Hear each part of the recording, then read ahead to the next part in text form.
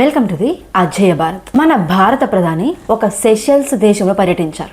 అది చాలా చిన్న దేశం, కానీ దీని యొక్క వ్యూహాత్మకత గురించి కానీ ప్రాముఖ్యత గురించి కానీ ఇంకా ప్రజలకి అర్థం కావట్లేదు. మన మీడియా కూడా కొంచెం వింతగా అనిపిస్తుంది. మీడియా ఏంటంటే ఓన్లీ విజువల్స్ మాత్రమే చూపిస్తుంది, కానీ పర్యటన వెనుకున్న అసలైన విషయం పైన చర్చ జరగాల్సిందే. మన దేశ మీడియాకి నిజంగా అంత తెలివి ఉంటే అప్పటి దేశం ఇప్పుడు అంతర్జాతీయ స్థాయిలో ఒక రేంజ్ లో సెట్ చేసి ఉండేది. ఇలా కేవలం నెరేటివ్ రియాక్షన్ ఇస్తూ ఉండేదైతే కాదు.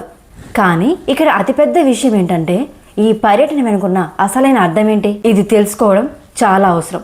సెషెల్స్ అనేది హిందూ మహాసముద్రంలోని ఒక చిన్న దేశం. ఈ దేశం చారిత్రక కాలం నుండి పెద్ద పెద్ద అగ్రరాజ్యాల పోటీలో చిక్కుకుంటూ వస్తున్న దేశం. మీరు ఒకవేళ సెషెల్స్ దేశ చరిత్రని, దాని విదేశాంగ విధానాన్ని చదవడానికి ప్రయత్నిస్తే సెషెల్స్ లో చైనా గత కొన్ని దశాబ్దాలుగా తన పట్టును పెంచుకోవడానికి ప్రయత్నిస్తుందని మీరు గమనించవచ్చు. దీనికి కారణం ఏంటంటే సెషెల్స్ ఈరోజు హిందూ మహాసముద్రంలో అటువంటి ఒక భౌగోళిక స్థానం పరంగా హిందూ మహాసముద్ర పరిసరాల్లో ఉన్న ప్రదేశం.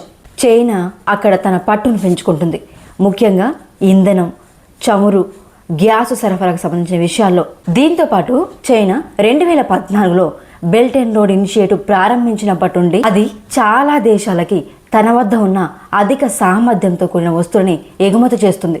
యాక్చువల్గా బెల్ట్ అండ్ రోడ్ ఇనిషియేటివ్ వచ్చినప్పుడు ఇది చైనా యొక్క గ్లోబల్ ఫుడ్ ప్రింట్ అని, దీని ద్వారా చైనా ఒక ప్రపంచ శక్తిగా మారుతుందని చాలా మంది చర్చించుకున్నారు. అప్పుడు బెల్ట్ అండ్ రోడ్ విషయంలో అలాంటిదేమీ లేదు, అది వేరే విషయం. కానీ బెల్ట్ అండ్ రోడ్ ఇనిషియేటివ్ కింద చైనా సెషెల్స్ లో హార్డ్ ఇన్ఫ్రాస్ట్రక్చర్ని సృష్టించింది అని చెప్పడం తప్పు కాదు, అది నిజమే. సెషెల్స్ లో కూడా హార్డ్ ఇన్ఫ్రాస్ట్రక్చర్ని సృష్టించడానికి ప్రయత్నించింది చైనా. భారతదేశానికి ఎప్పుడు ఒక సమస్య ఉండేది, మనకంటూ ఒక పరిమితి ఉండేది. అదేంటంటే ఇతర దేశాలకి దూకుడుగా వెళ్ళి అక్కడ ఇన్ఫ్రాస్ట్రక్చర్ని సృష్టించేంత పరిస్థితిలో మనం లేం. ఈ పరిస్థితి ఎందుకు అంటే మనం కూడా అభివృద్ధి చెందుతూ ఉన్న ఆర్థిక వ్యవస్థ, మనం ఇంకా అభివృద్ధి చెందాలి. కాబట్టి మనకంటూ సొంత అభివృద్ధి అవసరాలు ఉన్నాయి. అండ్ ఈ అవసరాలను తీర్చడానికి మనకు కూడా వనరులు కావాలి. అయితే గత కొన్నేళ్లుగా మన భారతదేశం ఈ సందిగ్ధాన్ని అధిగమించింది, ఈ డైలమాని అధిగమించింది. అసలు కన్ఫ్యూజన్ ఏంటో అర్థం చేసుకుంది. ఇందులో మన దేశం ఒక విషయాన్ని గుర్తించింది, ఒకవేళ మనం ఇతర దేశాలకు వెళ్ళి హార్డ్ ఇన్ఫ్రాస్ట్రక్చర్ని నిర్మించలేకపోతే అప్పుడు మనకి వేరే దారి ఉంది. దానికి ఒక ప్లాన్ కనిపెట్టింది. అదేంటంటే మనం ఇతర దేశాల్లో హార్డ్ ఇన్ఫ్రాస్ట్రక్చర్ కాకుండా సాఫ్ట్ ఇన్ఫ్రాస్ట్రక్చర్ నిర్మించడం. మన దేశం రూపొందించిన సాఫ్ట్ ఇన్ఫ్రాస్ట్రక్చర్ ప్లేబుక్లో కొన్ని డిజిటల్ అంశాలు ఉన్నాయి. ఆ డిజిటల్ ఫిజికల్ ఇన్ఫ్రాస్ట్రక్చర్ యొక్క ముఖ్య ఉద్దేశం ఏంటి? దీని ఉద్దేశం ఏంటంటే ప్రస్తుతం మన భారతదేశం తన యూపీఐ ప్రాతిపదికన ఇతర దేశాలకి రూపాయల్లో లైన్ ఆఫ్ క్రెడిట్స్ అందించడానికి ప్రయత్నిస్తుంది. సెషెల్స్ పర్యటన యొక్క అర్థాన్ని మీరు గమనిస్తే భారతదేశం సెషెల్స్కి 1250 కోట్ల రూపాయల లైన్ ఆఫ్ క్రెడిట్ని మంజూరు చేయడం మీరు చూడొచ్చు. ఈ లైన్ ఆఫ్ క్రెడిట్ పూర్తిగా రూపాయల్లోనే ఉంటుంది. అంటే భారతదేశం సెషెల్స్కి డాలర్లో కాకుండా 1250 కోట్ల రూపాయలను ఇచ్చింది. ఇప్పుడు ఈ రూపాయల వాడకంపై ప్రశ్న తలెత్తుతుంది. సెషెల్స్ ఏ ప్రయోజనం కోసం 1250 కోట్ల రూపాయలు వాడుతుందో చూడాలి. మరి అసలు ఈ రూపాయల్ని ఎలా ఉపయోగిస్తారు అనేదే చిన్న డౌట్. దీనికోసం సెషెల్స్ మొదటిసారిగా 1250 కోట్ల రూపాయలతో భారతదేశం నుండి పరికరాలను కొనుగోలు చేస్తుంది. అంటే భారతదేశం నుండి తనకి అవసరమైన వివిధ రకాల వస్తువులు కానీ సేవలను కానీ సెషెల్స్ కొనుగోలు చేస్తుంది. పేమెంట్ల కోసం సెషెల్స్ భారతీయ రూపాయలను ఉపయోగిస్తే ఆ రూపాయలు తిరిగి మన భారతదేశానికి రావడమే కాకుండా ఆ దేశంలో మన దేశ వస్తువులు పెరగడం, మన దేశ సేవలు పెరగడం కూడా మొదలైపోతాయి. ఇలా భారత రూపాయి ఆధారిత లైన్ ఆఫ్ క్రెడిట్ని జారీ చేయడం ద్వారా తన ఎగుమతులని ఎలా పెంచుకోవాలో భారత్ ఒక ప్లాన్ వేస్తుంది. ఇక్కడ రెండో విషయం ఏంటంటే భారతదేశం ఈ డిజిటల్ ఫిజికల్ ఇన్ఫ్రాస్ట్రక్చర్ని ఉపయోగించుకుంటుంది. ఇది ఎకనామిక్ స్టేట్ క్రాఫ్ట్లో భాగంగా యూపీఐ విప్లవాన్ని సెషెల్స్కి కూడా విస్తరింపజేస్తామని మన భారతదేశం ప్రకటించింది. అంటే మన యూపీఐ అంతర్జాతీయ లెవెల్లో ఎదుగుతున్న ఇదే టైంలో సెషెల్స్ కూడా ఇందులో భాగం కానుంది. సెషెల్స్ కేవలం ఒక పర్యాటక ప్రాంతమే కాదు, అక్కడ యూపీఐ అందుబాటులోకి వస్తే గనక మన దేశం నుండి అక్కడికి వెళ్ళే పర్యాటకులకి ఇది ఎంతో యూస్ఫుల్గా ఉంటుంది. కానీ ప్రాబ్లం ఏంటంటే చాలామంది ఈ యూపీఐ యొక్క ఉపయోగాన్ని కేవలం పర్యాటకానికి మాత్రమే పరిమితం చేసి చూస్తారు. ఈరోజు యూపీఐ గురించి మాట్లాడితే సింగపూర్, ప్యారిస్ వంటి దేశాల్లో కూడా భారతీయ యూపీఐ పనిచేస్తుందని మనం చెబుతాం. ఇవి మాత్రమే కాదు, దుబాయ్ వంటి యుఏఈ ప్రాంతాల్లో కూడా మన యూపీఐ పనిచేస్తుంది. అయితే ఇక్కడ అసలు విషయాన్ని అర్థం చేసుకోవాలి. ఇది కేవలం యూపీఐని ఎగుమతి చేసి అంతర్జాతీయంగా విస్తరించే ఆట మాత్రమే కాదు. మీరు మరొక దేశంతో ఒప్పందం కుదుర్చుకొని అక్కడ యూపీఐని ప్రవేశపెట్టడం అనేది చాలా ముఖ్యమైన విషయం. ఎందుకంటే ఆ దేశం మరియు అక్కడి పౌరులు యూపీఐని ఉపయోగించినప్పుడు ఆ దేశం యొక్క వినియోగదారుల ప్రవర్తన మరియు బ్యాంకింగ్ అలవాట్లపై మీకు పూర్తి అవగాహన వస్తుంది. వాళ్ళు ఎంత ఖర్చు చేస్తున్నారు, వాళ్ళు ఎంత ఖర్చు చేయగలుగుతున్నారు, వాళ్ళ సామర్థ్యం ఏంటి అనే విషయాలన్నిటిపై మనకి పూర్తి అవగాహన వస్తుంది. అంటే దీనివల్ల ఆ దేశం యొక్క ఆర్థిక పరిస్థితి ఎలా ఉందో మనకి అర్థమైపోతుంది. ఇది ఎందుకు ఇంతలా ముఖ్యమంటే యూపీఐ అండ్ ఇతర చెల్లింపు పద్ధతుల్ని ఉపయోగించడం వల్ల ఆ దేశం యొక్క ఎకనామిక్ డిపెండెన్సీ భారతదేశంతో ముడిపడి ఉంటుంది.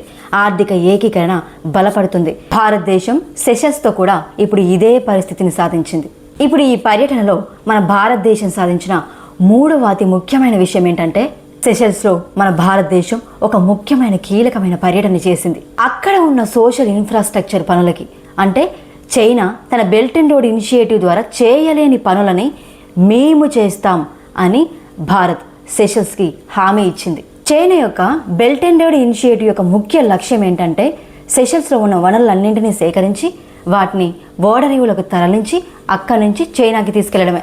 కానీ మన భారతదేశం మీ దేశంలో ఆసుపత్రులు నిర్మిస్తాం, సామాజిక గృహ నిర్మాణం చేస్తాం, మౌలిక సదుపాయాల కల్పనలో సహాయం చేస్తామని పూర్తి హామీ ఇచ్చింది. అంటే ఈ పనులన్నింటినీ చేయడం ద్వారా ప్రజల మధ్య సంబంధాలు బలోపేతం చేయడమే మన భారతదేశం యొక్క ముఖ్య ఉద్దేశం. ఈ విషయంలో చైనాకి భారత్కి చాలా డిఫరెన్స్ ఉంది.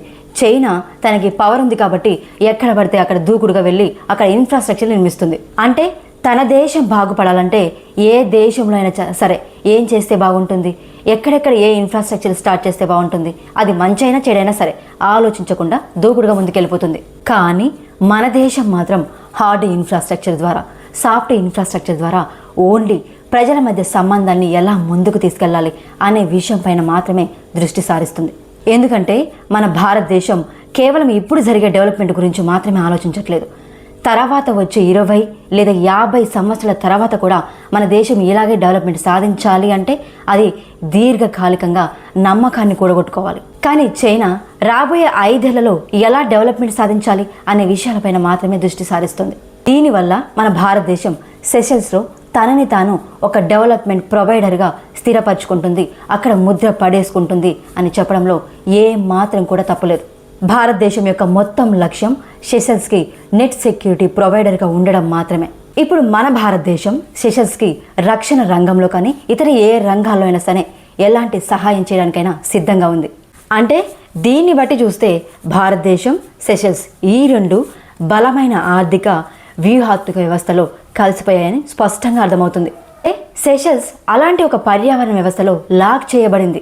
ఇప్పుడు మన భారతదేశం సెషల్స్కి స్వేచ్ఛనిస్తుంది. ఇన్ కేస్ ఏదైనా ప్రాబ్లం వచ్చినప్పుడు సెషల్స్ తన ఆర్థిక వ్యవస్థ గురించి కానీ తన సమాజం గురించి కానీ పూర్తిగా చైనా పైన ఆధారపడాల్సిన అవసరం ఉండదు. ఇప్పుడు ఈ మొత్తం పర్యటన యొక్క పూర్తి అర్థం ఇదే. హిందూ మహాసముద్రంలో మన భారతదేశం చేసిన ఈ ఆపరేషన్ చాలా ముఖ్యమైనది. సైలెంట్ లెవెల్లో ఈ పర్యటన భారతదేశానికి దీర్ఘకాలంలో చాలా ఎక్కువ వ్యూహాత్మక ప్రయోజనాన్ని చేకూర్చబోతుంది. ఈ పర్యటన గురించి మీరేమనుకుంటున్నారు కామెంట్లో చెప్పండి. మీ ఆలోచన ఏదైనా సరే స్వీకరిస్తాను. దేశ గౌరవాన్ని ప్రపంచ దేశాల్లో ముందుకు తీసుకెళ్లాలంటే ముందు మన దేశ గౌరవం ఏంటో మన దేశ ప్రజలు తెలుసుకోవాలి. నా కష్టానికి మీ చేయూత. దేశానికి సంబంధించి ఇలాంటి మరెన్నో వీడియోలు పెట్టగానే మీ గడప వరకు చేరాలి అంటే ఛానల్ని సబ్స్క్రైబ్ చేసుకోండి.